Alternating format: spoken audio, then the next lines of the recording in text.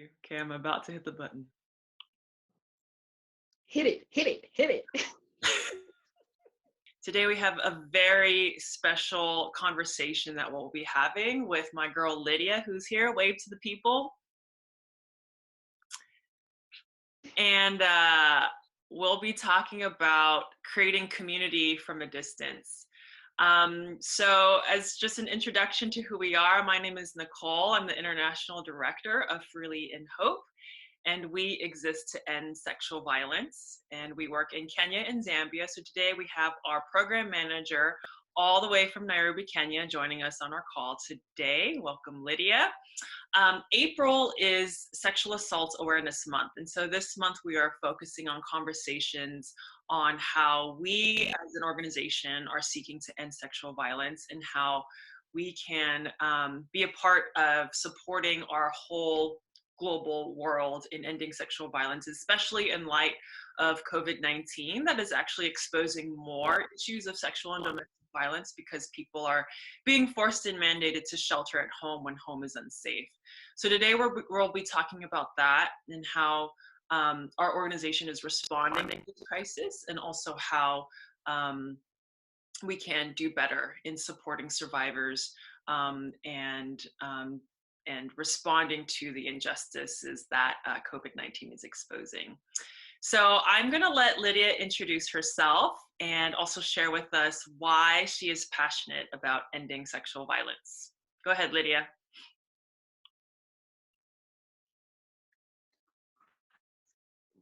Hello, everyone. Thank you so much for joining us. My name is Lydia Matioli, and as Nicole said, I am the program manager at Freely in Hope here in Kenya. And I am passionate, very passionate about ending sexual violence because I grew up in Kibera, which is East Africa's largest slum. And in my neighborhood, sexual violence and domestic violence happened a lot, to a point where it was normalized. You know, no one was talking about it, no one was doing anything about it. We would hear people scream at night, and anyone would just be like, oh, another one, it's happening, you know? So that was the trend for a very, very long time. And I was among those people who just normalized it until the reality of it hit me when I was in high school. One of my best friends was raped when we were in school. She was on her way going back home from school, and she was raped in one of the corridors that we use every single day to go home through. And she kept this to herself for a very long time because she was afraid, she felt shameful, she blamed herself, until she started having side effects of an infection that she got from the rape. And that's when she opened up to me that this had happened to her. It was a very, very sad time for both of us, because even at that point, we didn't know what to do. We were just like, okay, what happens next now that we know where do people go? We didn't know about clinics. We didn't know about, organizations that helped deal with this. And so we were just helpless until we talked to one of our teachers who was very close to us, and she was the one who directed us to the hospital. And even after the hospital, nothing was done. And so this thing weighed heavy on my heart. And I thought, how many other girls in my school, may have gone through this act and have not talked about it. And so I started a club in my school where we would meet every Tuesday and talk about the things that were affecting us girls in our community. And so we started with 6 girls. The next thing I knew, it had grown into 16 girls, with 60, and to past 100 girls meeting every Tuesday. So this became our community, our safe space, where we would just talk and pour our heart out about the different things that we were facing in the community. And most of it was sexual violence. I was really shocked to see how many girls had gone through it and nothing was done about it. So that's why I got the passion to really advocate against sexual violence. And that's around the time that we met. So Lydia started this program at her high school when she was 16 years old. And then a few years later, she heard about the scholarships that we were providing, and then she applied. And I remember when she came in for her interview, she came in like, a full-grown woman. And I didn't realize that she was only, I think you were 18 at that time, right? She was only 18, hoping to go to university. And she just came in with such passion and vigor and excitement to use her skill set to end sexual violence that I was like, oh my God, this girl has to be part of our scholarship program.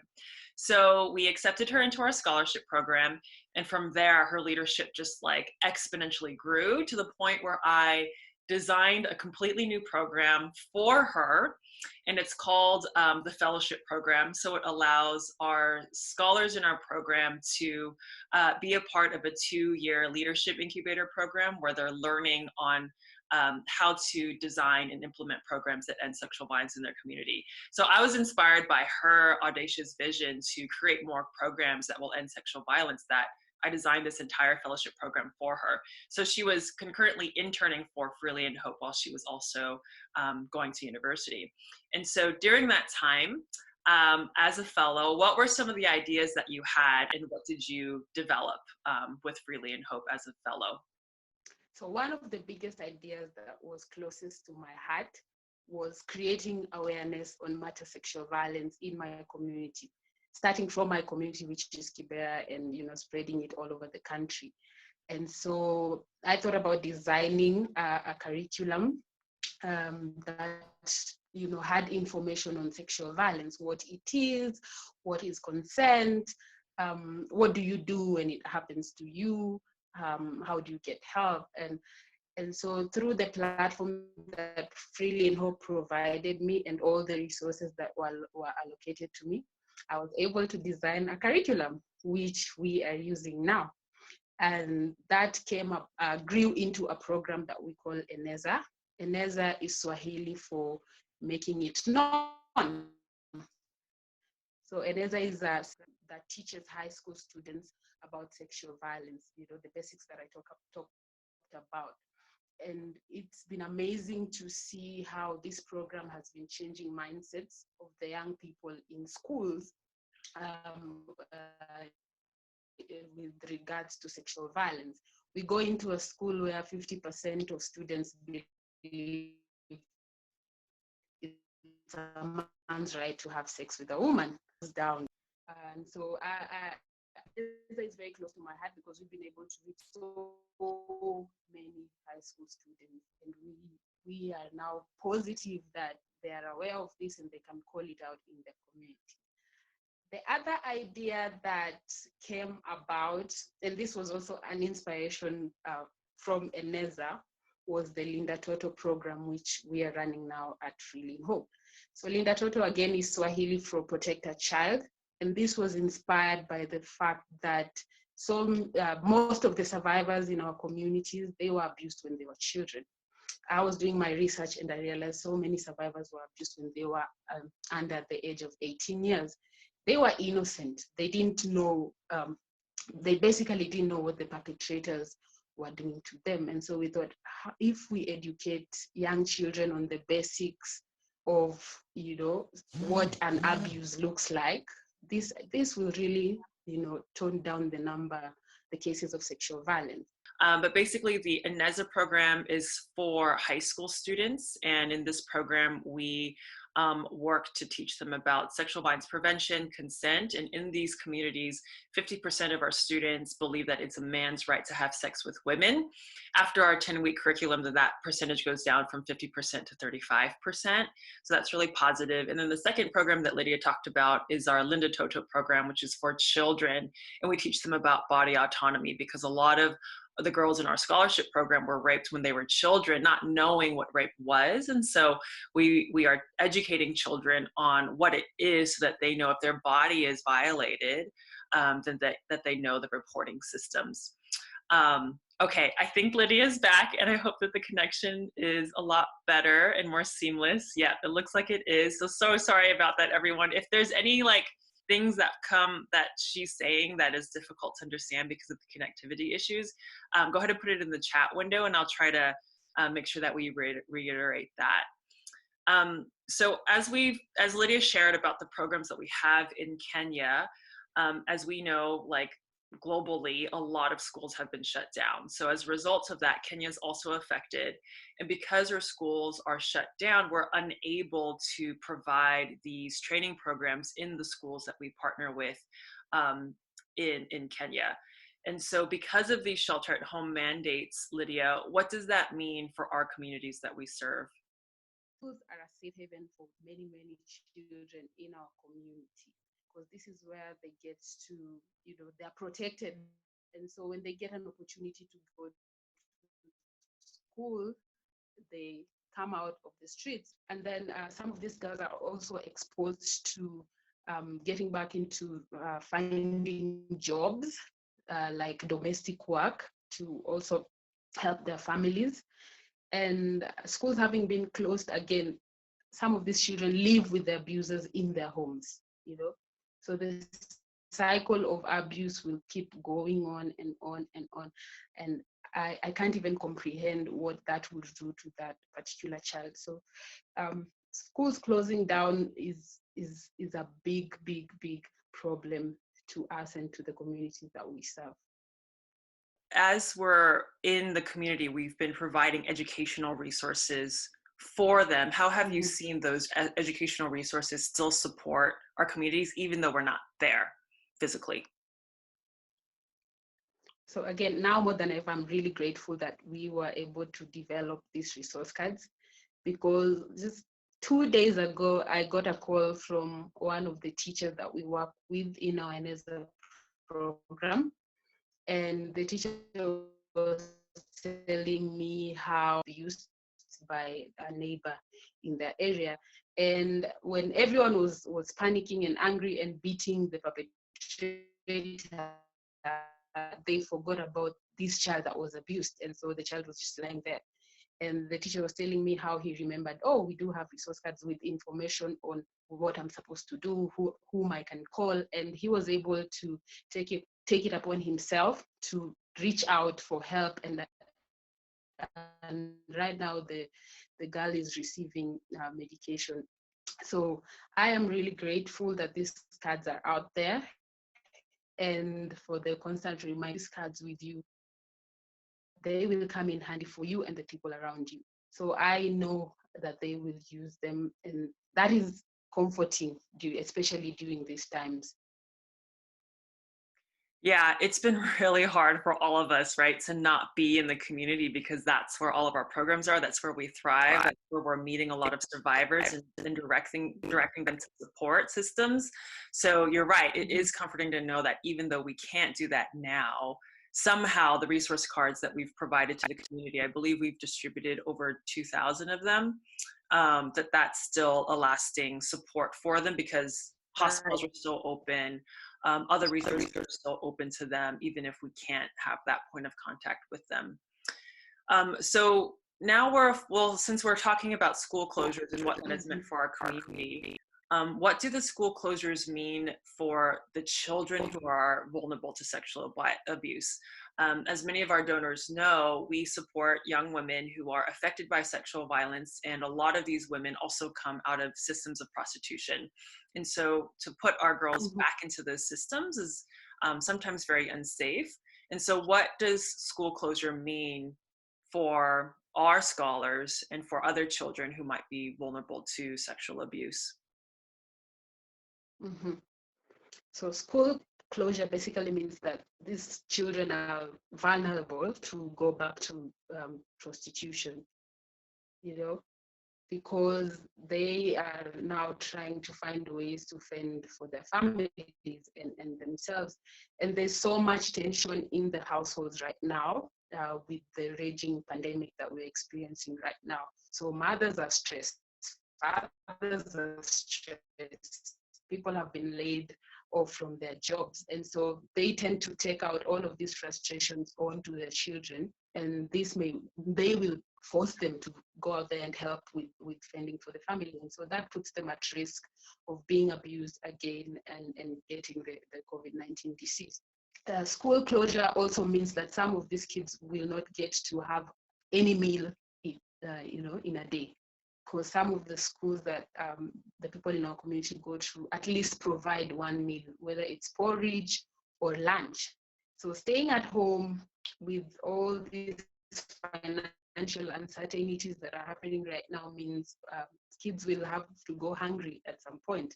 And that causes desperation to want to look for whatever job that you can find to get food, including domestic work, going to wash clothes for people, going to fetch water for people to get a little money to buy something. So our kids, our children and girls in our community, they're very vulnerable to being, exploited. Of like, as we're seeing so many of these issues and increased violence because of school closures and the shelter at home mandate, how have we as Freely and Hope been able to respond and still try to create a safe space for our girls, even though we are doing this from a distance? What are some of the practices that we've been trying to implement on the field? So yeah, as Freely and Hope, we have really been intentional in ensuring that, the survivors from our community feel supported during this time. And one of the ways in which we've been doing that is by ensuring that we've made weekly calls, um, calling them from the different parts. Worker and our counselor have been very instrumental.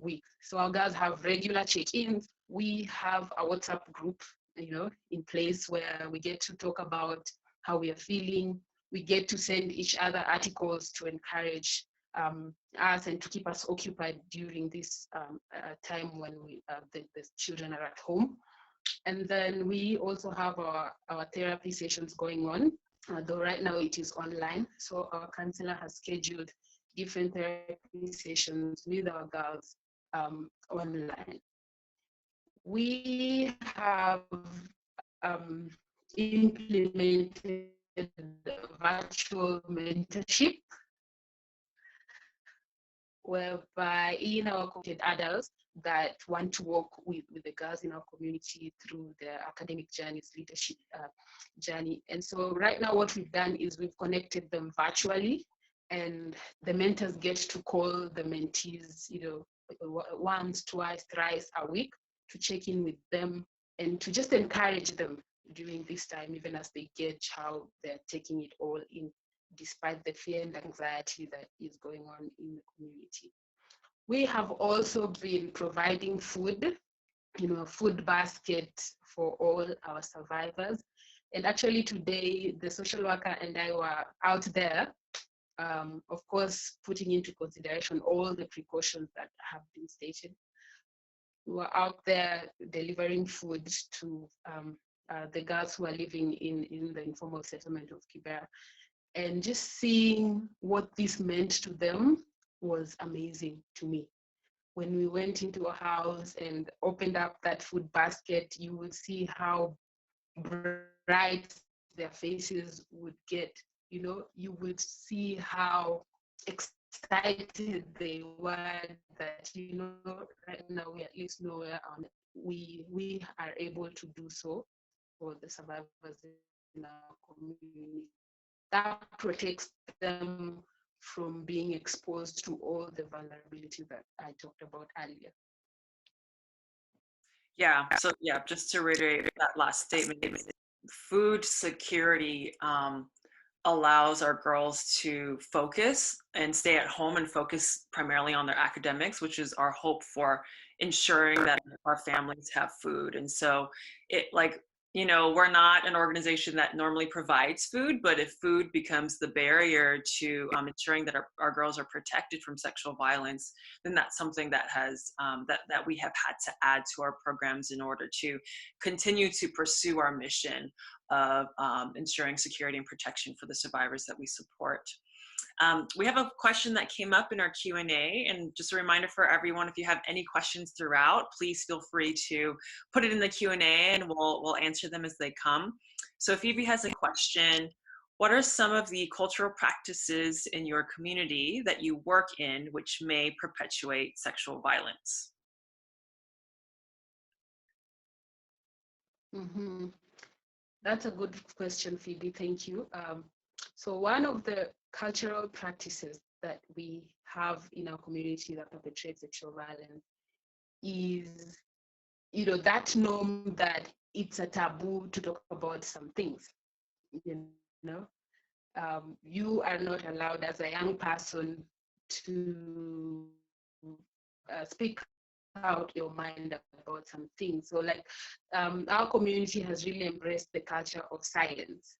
So, when you're raped by a family member, the family will encourage you to, keep it in between the family. We will give you a goat, we will give you a cow, and let's just settle this as a family. And by doing this, we are encouraging more and more and more perpetrators to continue assaulting girls and getting away with it. So that's like one of the biggest ways in which our culture is perpetrating sexual violence. We've had the culture of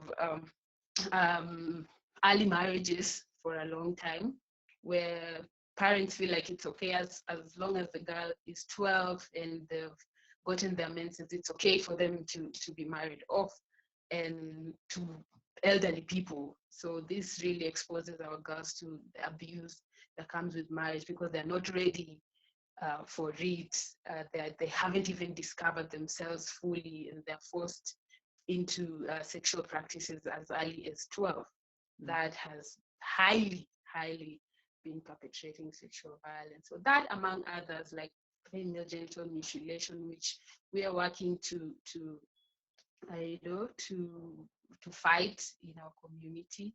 Yeah, there are a lot of practices that have been perpetrating, but as an organization, we're out there in the community teaching them, spreading the word that that needs to stop. Right. So the Ineza program has a whole like class section on these cultural practices and actually the laws that protect girls against the oppressive cultural practices, like Lydia mentioned, the FGM, the early marriages. And so we need to really just tell the kids, like, this is not okay. And these are the laws that protect you so that it is ending that stigma of being a survivor and also ending the culture of silence that is continuing to oppress women and girls. April has a question. How do you select the schools that you work with? So, having been born and raised in Kibera, I know the areas where cases of sexual violence have been very rampant, and this is due to the people that I've talked to. So before going into any school, I have to conduct my research and find out what's going on in that area, who is currently addressing this in that area. And so we choose schools based on the need, which area is very urgent, which area needs to hear this information now because the cases are getting out of hand. So that's how we choose schools. And I have in Kibera. Yeah, and this year we're also working on expanding our school partnerships outside of Kibera. We make an effort to only work with schools from which our staff members or our scholars know well, so that we're not just coming into any community that we don't have any relationships with. So because Lydia has a lot of deep relationships in Kibera because she grew up there, that's how she's able to make all of these really solid school partnerships. So this year, we're actually working on expanding that program into another informal settlement called Sinai, and that those initiatives would be led by another one of our staff members that is from Sinai. So that's kind of how our partnerships work, is through community relationships through our staff members. So I think, we've heard a lot of stories of the disparity that COVID-19 is exposing and how these issues of violence are rising as a result of COVID. And I think we've heard a lot of negative impact that it's had, especially in marginalized communities, and in particularly Africa. There were those two French doctors that were talking about testing the vaccination in Africa, because that is like the area of greatest need. And it's just really sad to hear that injustice of how people could think of Africa um, as a place of such disparity that there's no good coming from it, that they would go so far as even to use it as an experiment. And so we're really against that, because every day we see such good coming from these same communities, because it's such a community oriented culture. So as today, as we're talking about creating community, the communities are already there. And so it's not that we have to create it from the start, it's how do we foster and how do we support it, and how do we even be a part of the communities that are already in existence, and how do we strengthen these communities, also considering we can't have that physical relationship. So especially in Kibera, since you still live there, how have you seen the people there in your community foster hope amidst this international crisis? By how humanity has been embraced. We have so many initiatives that have been put up by different community members coming from different villages here in Kibera. And these initiatives are aimed at providing food to families that are not able to fend for themselves during this period. And so we have initiatives like the Kibera food drive, where different people are donating foodstuffs, and the community members get to go door to door to provide food for these families. And so that has really been warming my heart. The other thing that I have noticed in my community is the fact that they care about each other's health. So despite this, the scarcity of water that we experience in Kibera, people have been very intentional in ensuring that we have different hand washing spots all over the community. You will walk for 10 minutes and you will see a modified jerry can that has been turned into a tap, where you can wash your hands just to keep clean, especially during this time. So that has also been super impressive to see that despite the challenges, we are coming together and we care about each other's health. Lastly, I've also seen how people have really embraced technology. Initially, we were very traditional, where we would, you want to visit someone in their house, you want to go and sit and chat with someone, you want to hug, to embrace them as a way of expressing love to them. But right now, we've had to adapt to different ways of doing all these things that we love. And so technology has played a big role in helping us do that. And just the other day, I was talking to my mom, and she's like, I downloaded WhatsApp so that I can see you. And she had no idea what WhatsApp is. And she's asking me all these questions about how to operate that. So that it's really beautiful to see how we are willing to move together as a community past this pandemic.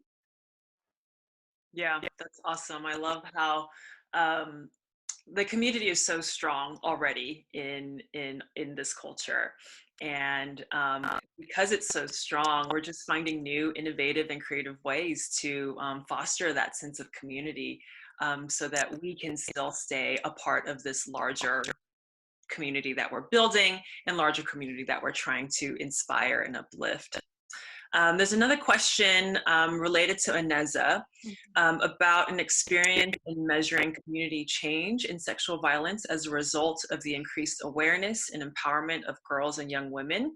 So Lydia, as you think about maybe a specific story of the girls and women mindset change that you've seen at the schools, I'm going to share some of the data that you shared with me recently. So we partner with multiple schools in Kibera, and every school we see different percentages of change. And so one of the schools that we work with is called New Horizon.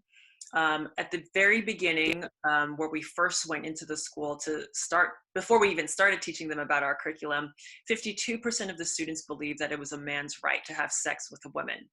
But after I started the curriculum, it went up to 87, sorry, it went down to 87% then knew that it was not okay. And then at Star Eyes High School, 24% were aware of what the different forms of sexual violence was in the community. But after our 10-week curriculum, that went up to 95% became aware of what sexual violence was so that they could call it out and report it accordingly. Another high school we work with is called Elite Secondary School.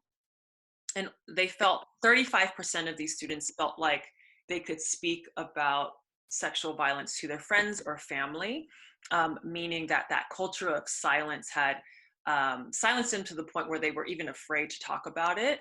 And after our session, that number rose to 97%.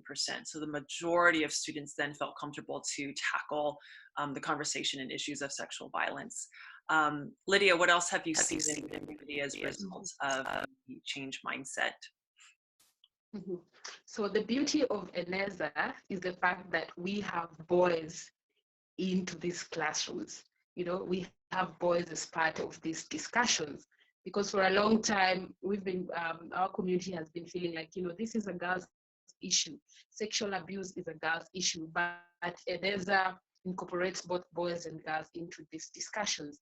And it's amazing to see how at the beginning of the program, boys tend to be very rebellious of the information because they've been what they've been taught at homes is like, you know, a man is the head. You know, that patriarchal mindset is what they've been fed all their lives. And so here we are in a classroom, another lady telling them that, you know what, you have to ask for consent before doing this. You have to ask for consent before taking a girl on a date. So I have seen how we tend to have these powerful discussions, heated discussions at the beginning of the sessions. And by the end of the 10 weeks, this young man who was very convinced that men are the head of the society opens up to this other perspective of like, oh wow, we're actually the same. We actually need to respect each other in order to coexist in the same society. So my biggest highlight has been seeing how boys have been warming up to this information and even getting to a point where they're like, okay, you know, these are our sisters, these are our mothers. It's our responsibility to protect them. It's our responsibility to advocate for them. It's not just their fight, it's all of us together. And so that just keeps me going. That is what just encourages me to get into the field and hear these stories. Yeah. Yeah, awesome. Again, keep your questions coming because Lydia is the wealth of knowledge for community development work and ending sexual violence and initiatives that actually work in our field. So please ask all the questions that you have for her. We have another question. Is there any measurement in the wider community of decreased incidents of violence as a result of the increased empowerment of the girls in school? I guess I'll answer this one and then you can tackle it too. I think it's tricky to get accurate data from our communities. So it's hard because even though we might have more empowerment and sensitization programs, that will also mean that the numbers of reporting will increase because people are more empowered. So that doesn't necessarily mean that sexual violence is either rising or decreasing. It's just that there's more reporting incidences. So it's really hard to gather data in that way. So we're even still trying to figure out, you know, how can we collect data to see, is there a more community-wide decrease in sexual violence, even though there might be a rise in reporting. The other thing that I think will be interesting to acknowledge is that COVID-19 will definitely cause an increase of sexual violence. Like, we know that. We are not sure yet, and I don't know that if you've heard of any of other organizations that are collecting data during this period, because I know during post-election violence in 2008, 2009, there was some data that was collected that saw a drastic increase of sexual violence cases as a result of post-election violence and violence against different tribes and using rape as a weapon of war. So because we've seen a spike in sexual violence as a result of different crises, we're expecting the same for COVID-19. And so it'd be interesting to see how can we still have a presence in our communities, even though we can't be physically present, and tackle and respond to the the expected rise of sexual violence in our communities, and how will that data affect how we move forward. So again, like for me, there's just a lot of questions of how we can use data better. Lydia, do you have anything else to say about that? Not really. I think you said it all. We are trying to figure out how we can be able to collect this data and use it to come up with ways in which we can help reduce the numbers. So I totally agree with what you said. And also, if anyone knows about COVID-19 related data measurements for sexual violence, let us know as well, because we're trying to be as attentive as we can to the field and responding as quickly as we can. And also ensuring that our partners working in the same field, the hospitals, the police systems, the legal systems, have the accurate data and information that they need to respond as well. So as we bring this to a close, and so if there's any more questions, feel free to ask them. But I want to ask Lydia, if there is one wish that Freely in Hope as an organization that we could grant you, because you are the one that is paving the way in Kibera. You are the one that is like full force going into the schools and talking to the girls and the boys and having these really difficult conversations and overturning stigma and changing generational mindsets. If Freely in Hope could grant you any wish, what would that be, so that we can do better in supporting our survivors, especially now in light of COVID-19? My biggest wish, especially at this time, is establishing shelters for survivors. Because right now, even as this pandemic rages, survivors are stuck with the abusers in their home. Perpetrators are using this pandemic as an opportunity to exert control onto survivors because they are stuck with them and with very little space to seek for help. And so if we had shelters, all over the country or all over the world that were Freely in Hope, it would really be my joy to have these survivors move in there, because some of them stay in these abusive relationships or abusive setups because they have nowhere else to go. And that keeps the cycle going. So if we had these homes, we would really be impacting and reducing the numbers of sexual violence that are happening in our community.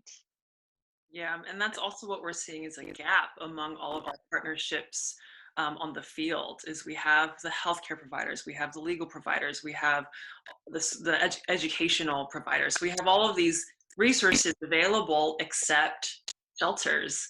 And so that's been a huge dream of Lydia's for a very long time, to establish a safe home and shelter, not only for our girls, but for others that might be survivors of sexual or domestic violence. And that's actually the dream that she came to me with 6 years ago when we met, was building this shelter. And I think now more than ever, we're seeing a need for these shelters. And so yeah, like Freely in Hope, we're always trying to innovate together with our staff. And so if there's anyone out there that also has this keen interest and passion to build a shelter, we'd love to partner and collaborate. So holler at us, and we'll see when, and not if, because we will do it. It's a matter of when we can finally establish this big dream of Lydia's. We have a final question. Oh, we actually have a few other questions. Okay, one more question we have is, how do you respond when students share of sexual violence cases among them when training them on violence prevention? So in Ineza, in our communities, when we're talking about sexual violence prevention, how do we respond when they come out and share that they're a survivor, or they know someone that's a survivor? How do we support them through that process?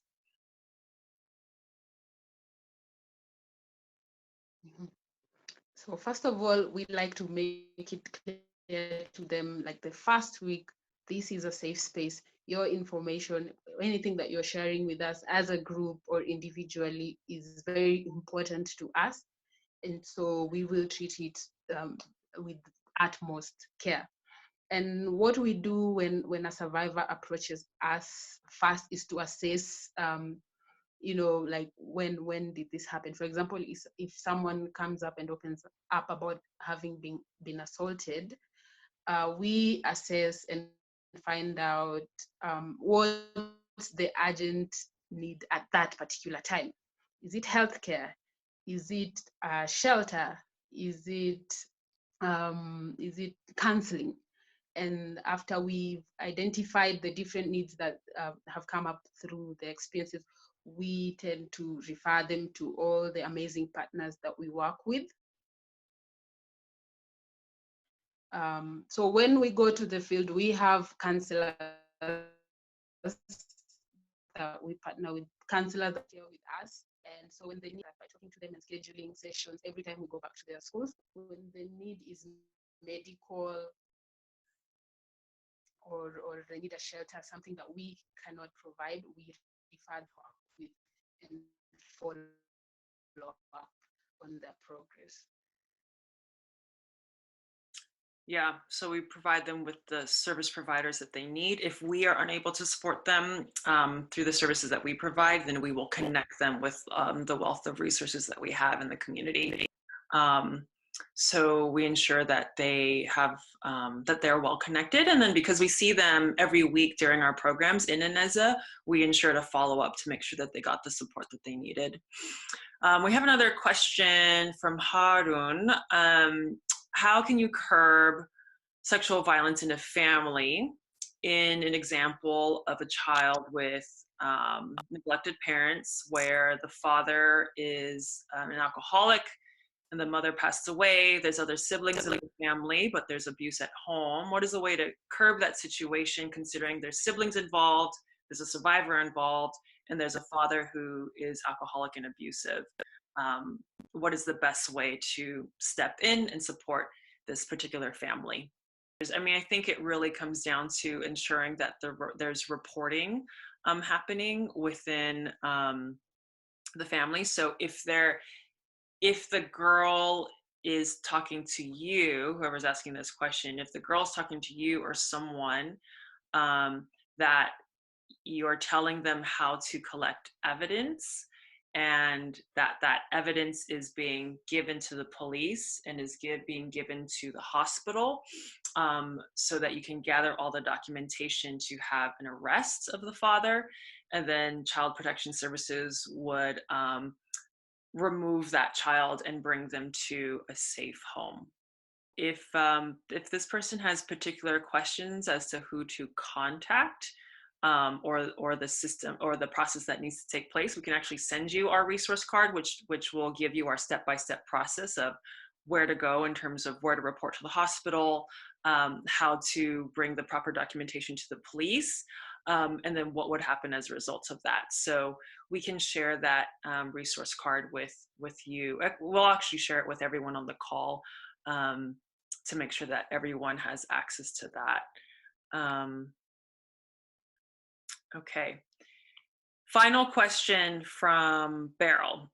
How do we address idleness of girls, especially during this time where we might find some slipping into unsafe behavior because of this? What we're doing for our girls in our scholarship program is that we're doing constant follow-ups with them. We also have a WhatsApp group chat with all of our girls where we're sending like fun things to do. Like I like to send them videos to watch that are funny or educational. I'm sending them exercise videos that I want them to try.